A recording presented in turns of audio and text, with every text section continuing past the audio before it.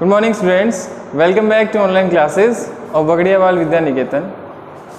In previous class we have completed the live process respiration. अभी तक अपन ने दो लाइव प्रोसेस जो है अपने चैप्टर में सिलेबस में वो अपन ने कर ली है. फर्स्ट अपने डाइजेशन करा था और सेकंड जो है वो अपन ने रेस्पिरेशन प्रीवियस क्लास में कंप्लीट कर लिया था. एक्सहेलेशन तक कंप्लीट हो चुका था. ठीक है, तो नेक्स्ट जो टॉपिक है अपना वो है ट्रांसपोर्टेशन. ठीक है, ट्रांसपोर्टेशन और सर्कुलेशन, ये लाइव प्रोसेस है. नेक्स्ट अपनी ट्रांसपोर्टेशन ऑफ सर्कुलेशन. ठीक है, ट्रांसपोर्टेशन अपन जनरली अपन बात करते हैं तो generally transportation means movement of the substances, substances का मूवमेंट होना.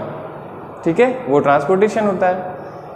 देखिए होता क्या है, ड्यूरिंग मेटाबॉलिज्म, जब मेटाबॉलिज्म होता है मीन्स कि बायोकेमिकल रिएक्शंस होती हैं आफ्टर फूड इनटेक फूड, जब डाइजेशन होता है तब बहुत सारी बायोकेमिकल रिएक्शंस होती हैं.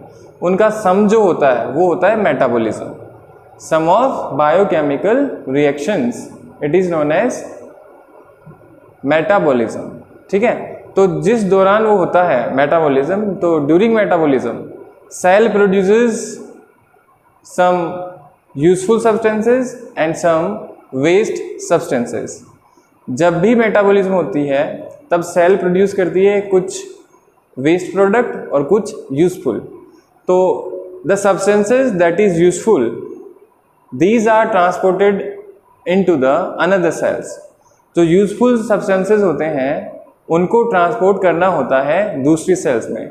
And the waste products are eliminated, और जो वेस्ट होते हैं उनको ज़रूरत होती है एलिमिनेट करने की, सेल से बाहर करने की. ठीक है, तो इसीलिए transportation of both those substances the in higher animals a circulatory system is formed. इन दोनों को ट्रांसपोर्टेशन करने के लिए जो सर्कुलेशन या सर्कुलेटरी सिस्टम है वो है हायर एनिमल्स में बनाया गया है या बना हुआ है. ठीक है, तो सबसे पहले अपन बात करते हैं transportation in human beings. Transportation जो होता है ह्यूमन बींग्स में वो कैसे होता है, उसकी प्रोसेस, उसके कौन कौन से ऑर्गन्स हैं, उनके पार्ट्स क्या हैं, वो पढ़ेंगे अपन. देखिए, तो ट्रांसपोर्टेशन इन ह्यूमन बींग्स है. ट्रांसपोर्टेशन का मतलब अपन ने बताया कि ट्रांसपोर्टेशन का मतलब होता है जो भी सब्सटेंसेस हैं उनका क्या होना, मूवमेंट होना. किसी भी एनिमल में जो सराउंडिंग है उसकी इंटरनल सराउंडिंग, वहाँ पर क्या होते हैं, वो ट्रांसपोर्ट होते रहते हैं. ठीक है, तो ट्रांसपोर्टेशन करता कौन है भाई, ट्रांसपोर्ट कर रहा है जो भी मेन है. अपना जो शरीर होता है, अपनी बॉडी जो है, उसमें मेन ट्रांसपोर्टिव जो सब्सटेंसेज हैं या ऑर्गन जो होते हैं वो होता है ब्लड. मेनली जो क्या करता है, ब्लड जो होता है वो कैरी करता है ऑक्सीजन CO2 को, और वो ही ट्रांसपोर्टेशन का काम करता है मेनली. तो और बॉडी जो है सर्कुलेटरी सिस्टम हैज कंटेन या कंसिस्ट ऑफ हार्ट होता है, blood and the blood vessels.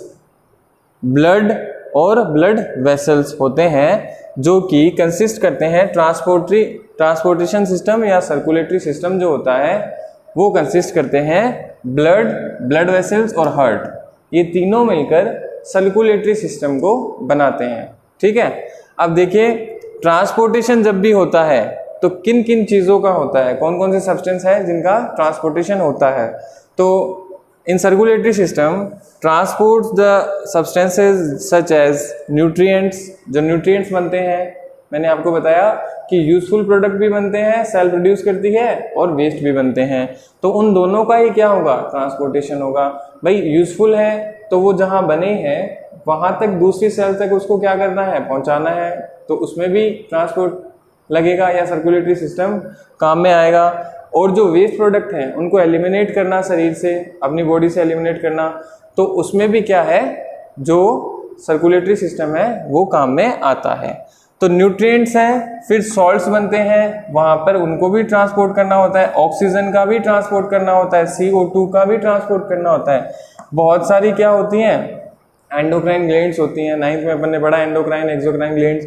तो एंडोक्राइन ग्लैंड होती है, वो उनका सीक्रेशन जो होता है वो हार्मोन्स होते हैं. हार्मोन्स का भी क्या करना होता है, ट्रांसपोर्टेशन करना होता है, फिर वेस्ट प्रोडक्ट का भी ट्रांसपोर्टेशन करना होता है। तो वो करता कौन है? ये सर्कुलेटरी सिस्टम करता है। तो सबसे पहले अपन बात करते हैं ब्लड की। जो सर्कुलेटरी सिस्टम का मेन कंपोनेंट जो है वो है ब्लड, फिर हार्ट और ब्लड वेसल्स। तो circulatory system compose of 3 parts, blood, blood vessels और हार्ट। तो we are starting from the blood. सबसे पहले अपन स्टार्ट कर लेते हैं ब्लड। तो ब्लड क्या होता है भाई? रेड पिगमेंटेड कनेक्टिव टिश्यू होता है, रेड पिगमेंट होता है उसमें। रेड पिगमेंट क्या होता है? हीमोग्लोबिन होता है, ठीक है। हीमोग्लोबिन होता है because the haemoglobin the colour of blood is red, ठीक है।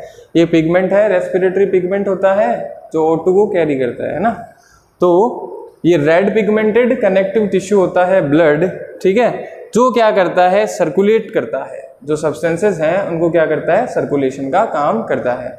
सर्कुलेशन किसका कर सकता है? जैसे न्यूट्रिएंट है ना, और जो ऑक्सीजन है उनको ये ऑक्सीजन और CO2 इनका ये सर्कुलेशन का काम करता है, ठीक है। तो इसमें क्या होता है देखिए, जो भी ब्लड है, अब ब्लड के बाद क्या है? कंपोनेंट्स। ब्लड के भी क्या है? कंपोनेंट्स हैं। ब्लड में भी क्या क्या है फर्दर, तो उसको फर्दरली डिवाइड किया गया है। जो कंपोनेंट्स ऑफ ब्लड है वो है एक तो प्लाज्मा, देन द ब्लड कार्पल्सेस या ब्लड सेल्स। प्लाज्मा और ब्लड सेल्स। प्लाज्मा क्या होता है? देखिए फिल्टर्ड फॉर्म होता है जिसमें खाली क्या होते हैं? WBC होते हैं, उनके अलावा RBCs वगैरह नहीं होते हैं। तो प्लाज्मा जो है फिल्टर्ड फॉर्म होती है जिसमें WBC होते हैं। दे कंटेन 55% जो होता है ब्लड का पार्ट वो होता है प्लाज्मा, ठीक है। इसमें जो ब्लड सेल्स होती हैं वो सस्पेंडेड रहती है प्लाज्मा में, ब्लड सेल्स। और ये क्या करती हैं? प्लाज्मा ट्रांसपोर्टेशन का काम करती है ऑक्सीजन और जो नाइट्रोजनस वेस्ट है उनका ये ट्रांसपोर्टेशन या सर्कुलेशन का काम करती है प्लाज्मा। प्लाज्मा जो होता है वो ब्लड का 55% कंसिस्ट करती है, 55% कंसिस्ट करती है, ठीक है, ब्लड का। और फिर है ब्लड वेसल्स। ब्लड वेसल्स या ब्लड कार्पल्सेस, ब्लड सेल्स। तो ये होती हैं 45% ऑफ द ब्लड। 45% जो बचा हुआ है 55 वो प्लाज्मा है, तो बचा हुआ 45। इनमें क्या होता है? They consist of RBC, WBC and platelets. RBC red blood sales होती हैं, रेड ब्लड कार्पल्सेस, जो क्या करती है? O2 और CO2 का उनको कैरी करती है, उनको ट्रांसपोर्टेशन करती है। WBC क्या करती है? ये फर्स्ट लाइन ऑफ डिफेंस बनाती है, या it attacks from the foreign particles और जर्म्स। जो भी आउटर साइड से जर्म्स या फॉरेन पार्टिकल्स आते हैं तो ये उनको क्या करती है? उन पे अटैक करती है। तो ये फर्स्ट लाइन ऑफ डिफेंस बनाती है।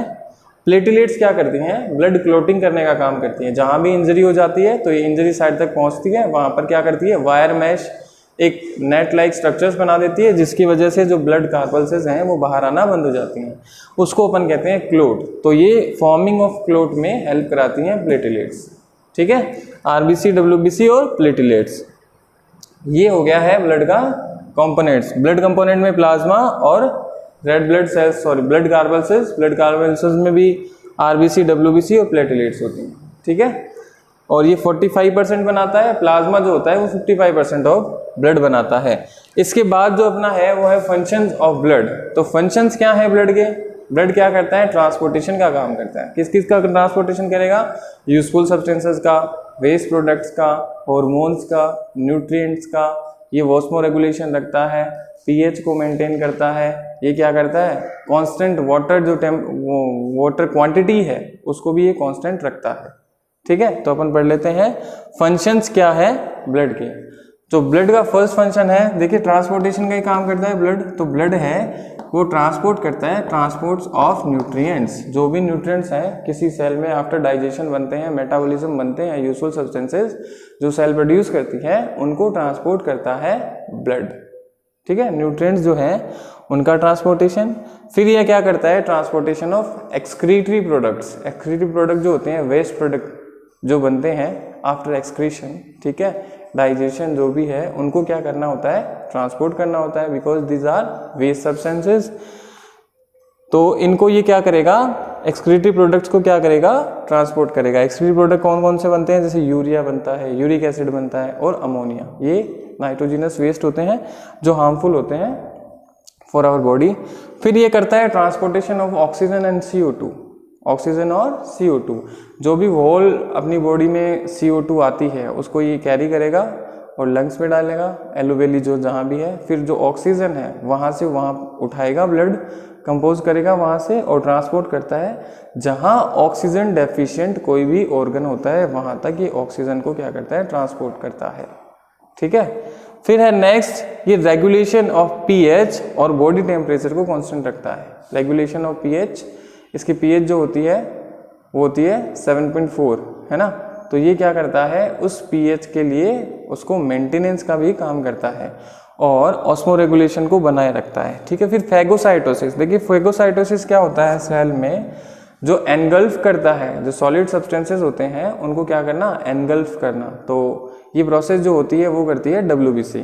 जो भी फॉरेन पार्टिकल्स आते हैं या फॉरेन जर्म्स आते हैं उनको ये अटैक करती है और उनको फेगोसाइटोसिस, उनको क्या कर देती है, ब्रेक डाउन कर देती है, उनको डिस्ट्रॉय कर देती है। उस प्रोसेस जो होती है उसको फेगोसाइटोसिस करते हैं। ठीक है। फिर है ये क्लॉटिंग, क्लॉटिंग में भी क्या करता है ब्लड, वो बहुत ही इंपॉर्टेंट रोल प्ले करता है।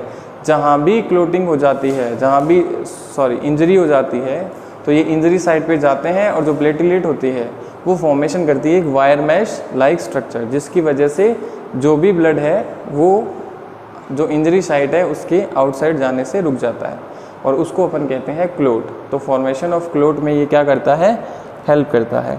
फिर ये क्या करता है, जो वाटर लेवल होता है उसको कांस्टेंट रखता है इन आवर बॉडी। जो वाटर लेवल होता है उसको ये कांस्टेंट रखता है। ठीक है। तो ये कुछ क्या पढ़े हैं अपन ने, फंक्शंस ऑफ ब्लड। ठीक है। स्ट्रक्चर पढ़ी है अपन ने। ठीक है। जो कंपोनेंट्स है सर्कुलेटरी सिस्टम के वो पढ़े, ब्लड वेसल्स, और उसके बाद पढ़े अपन ने फंक्शंस। नेक्स्ट टॉपिक जो है वो अपन पढ़ेंगे heart in our next class. All the best.